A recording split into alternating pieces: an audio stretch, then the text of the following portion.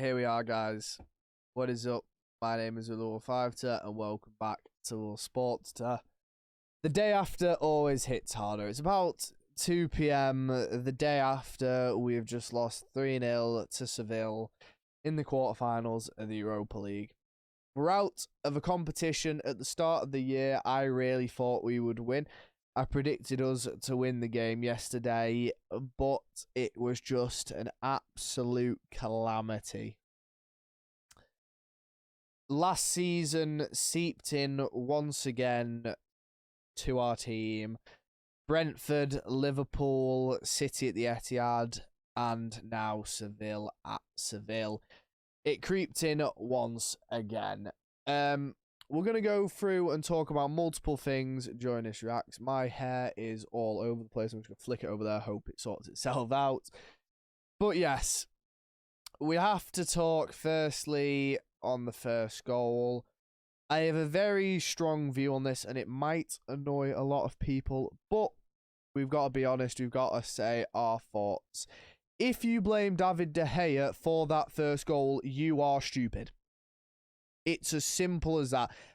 Biases, agendas aside, David De Gea picks up that ball.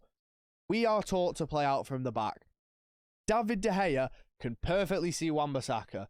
Harry Maguire, the captain of the team, goes, play it to this foot. He points open palm at his foot. If you have played football, you know that means pass it onto this foot. Yeah?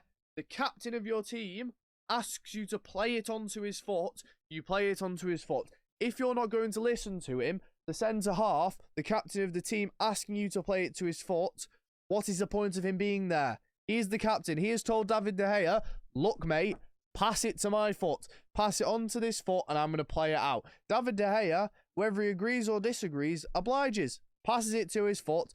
Harry Maguire messes it up, and the rest is history. If it was this man over here who signed this Argentina kit, Lisandro Martinez, he takes it on the half turn and he runs down the pitch. Yeah, Harry Maguire tried to pass it first time to Wan-Bissaka, hits it against a Seville player, and they go on and score. If Harry Maguire had a brain, he wouldn't have called for the pass. If he had a brain, he would have gone on the half turn, and 3 Seville players would have gone in, and he would have been through, going down the other end and starting a counter-attack. But that mistake right there at the start of the game was when we lost that match. As soon as that happens, as soon as that mistake happens, it sets the tempo for the entire game. We were unsettled after that point for the whole game, and we never really recovered. Your captain does that, yeah, 6 minutes into a game, concedes a goal in a tight European tie against a team where the crowd's behind them, and they're going to be defending their arses off because this is their competition. This is all they have left in their season. Yeah, as soon as you do that for 6 minutes, the game's gone. I said it at the time. I said, we are not going to get back into this game when that happened. Once that happened, I said, this game's done. And we were right. We never recovered from it. I was always hopeful that we'd get a goal, something, but it just never recovered from that. The defence never recovered from that. I'm going to be honest with you. I feel sorry for Victor Lindelof because I don't think Victor Lindelof had that bad of a game. I just think the defence in general was a calamity. It was all over the place. I feel bad for Victor Lindelof because I don't think Victor Lindelof's a bad defender. I think Victor Lindelof could easily walk into another Champions League team. Yeah, easily. You get in, I'd say, about 50% of Champions League teams. Easily. Yeah. But he's let down once again by the players around him. A positive from the game that I'm going to mention right now. Dalot and Anthony, once again, combining well, playing well, showing that them on that right-hand side is so much more coherent than with Aaron Wan-Bissaka. Yes, Aaron Wan-Bissaka has been playing better than Dalot recently, but them two as a combination is our best. I don't care. Aaron Wan-Bissaka, sell him. Yeah, just as simple as that. That is our best partnership at the moment. Hopefully, if we get Frimpong in, you can possibly create a partnership with Anthony as well. But at the moment, Anthony and Dalot are our best combination. I think them two are the players that could sort of held their head up high. Anthony, especially, I think Dalot had an okay game. I don't think he had a terrible game. In terms of players, the whole midfield was bad. Sabitzer got clattered early on, and then after he got clattered, he did not fancy the game whatsoever. Once again, showing a bit of lack of fight in our team. Sabitzer, as I said, clattered. Never saw anything from him again. After he got hurt, he did not want any of it. Jadon Sancho, pussied out of about, I don't know how many 1v1s, I lost track to count. The man has no heart. He always looks to go back. A player's coming at him, going to look like he's going to give him a shoulder or a stud or a foot, and Jadon Sancho just backs out of it.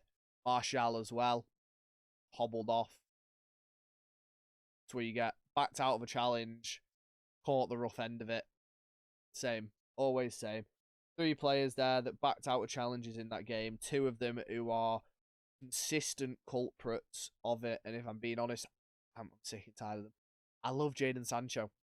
I do. I love him. But he's not doing it. And he's not showing any heart or desire. And I've been told by people that he doesn't show any heart or desire around the training ground. It's not just he doesn't show it in games. He doesn't show it at Carrington. And it's just lack of heart is being spoken about. And it's now, people are finally seeing the light. And I saw, it was, for once, a common sense tweet from Jamie Carragher saying Anthony's done more in 6 months than Jadon Sancho has in 2 years, yet Anthony gets criticised. Just like that. Anthony has flaws to his game, don't get me wrong. His constant trying to get under the opponent's skin really, really frustrates me. Play your football, play your game. If he gets booked for fouling, you just get on with it. Yeah. When he shook the referee's hand after getting a yellow card, don't do it.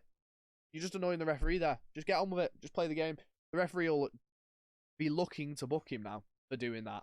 Yeah, for the disrespect. Just get on with your game, Anthony. I love you. I love you, Anthony. You need to focus on your football. Sorry. As I was saying, I don't think Bruno's a good influence on him for that, as Bruno does a lot of the same. But we can't have 2 people doing it because it distracts the team. When Bruno does it, it distracts the team. When Anthony does it, it distracts the team. Just focus on playing your football. Yes, Bruno can do it sometimes and it's alright, but they need to cut it out a bit. But yes, this game just cemented, if it wasn't already cemented, that in the summer, Erik ten Hag has to be brutal. He has to be brutal. He has to gut players. He has to be cutthroat. If he has to bring in youth players instead and it's worse for us, I don't care. He has to be brutal. He has to get rid of players that aren't showing heart for the badge. Anthony, I think I can only name, I don't remember who it was against, but I think he's only played 1 game where he has not put his all in that shirt. Whether he's played well or not, there's only been 1 game this season that I can remember. I can't remember who it was against where Anthony has not put his all into that shirt. Bleacher, every time he steps on the pitch, he puts his all in. Bruno, same, 1 or 2 games, every other game, puts his heart into the pitch. And it's just, we have to get more players like that because we've got too many players who just don't care. The game's not going their way, they zone out with it. Yeah. I don't think Luke Shaw and Marcus Rashford did well when they came on, but they've both been injured. You can't really criticise them. I'm not going to go in on them. I'm not going to talk about their performances. Marcus Rashford is kind of a nothing performance. He wasn't really anything. Yeah, he didn't do anything bad. He didn't do anything good. He was just there. He had to come on in case he did do something, but the game was already gone at that point. As soon as that second goal goes in, we're never getting back from that, especially. I thought he was gone after 1. He was definitely gone after 2. But yeah, Luke Shaw looked off the pace. Hopefully he's all right for Sunday, because Sunday is a must-win game. We have to go to Wembley and beat Brighton. If we don't, it's becoming disappointing from the position we were in. Obviously, injuries have affected the position we're in now, but we were looking favourites to win 2 trophies. Yeah, we were favourites in the Europa League when Arsenal got knocked out, and there was a slight chance of the FA Cup. Now all our eggs are in that FA Cup basket. We have to get top 4 to secure Champions football. So we have, that team, yeah, has to, God, my hair, man. This team has to go to Brighton on Sunday and beat them. Yeah, they have to give us a reaction again. Because if they go out 2 competitions in a week, what is the point of playing that Barcelona game? Yeah, what is the point of playing all of them? If we had been playing all these games, getting far in these competitions, yeah, the injuries that have come because of it, realistically, and we just go out and throw away the quarterfinal and the semi-final through not even trying. What is the point of even going through? Barcelona was a brilliant night. I was there. It was lovely. I loved it. But that night goes to waste because we threw away that game in Seville. Yes, we had the moments, and yes, we got through. But in the end, it's just more games that was was thrown away. We might as well have just lost to Barcelona, to be honest with you. Just being honest, we played a ridiculous amount of games, yeah, because of the way we went through, and the team just threw it away, just like that. They've played all that football. The first team, the 11 that usually starts the game, and the few subs, tried their arses off and got through, and we did so well, and then a few players came in and threw it away. That's the way I say that game. You can say it's negative, it is what it is. Yeah, we had brilliant games in Europa League, Barcelona and X, Y, Z, but it has just been thrown away by players who never who, to be honest, should be nowhere near the first team. Yeah, a bit of a more negative note from me at the end. I'm gonna go before I start digging myself a rabbit hole that I'll never be able to get out of. But Brighton on Sunday, team has to make amends for what they did and what they showed at Seville, and Ten Hag has to be ruthless, and he can't sacrifice his style of play next season.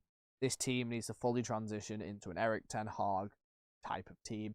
If that's getting rid of 9, 7, 8, 9 players, don't care. Get them gone. There's only a few players I care about in that squad, and it's mainly the players that came in this season, as well as 2 or 3, 4 old players. Other than that, they're just non-existent to me, to be honest with you. I could not care less. They've once again showed their frailty. Unfortunately, that's it from me. I've been Will5. I'll catch you for the Brighton preview Sunday, and then the post-match reaction on Monday.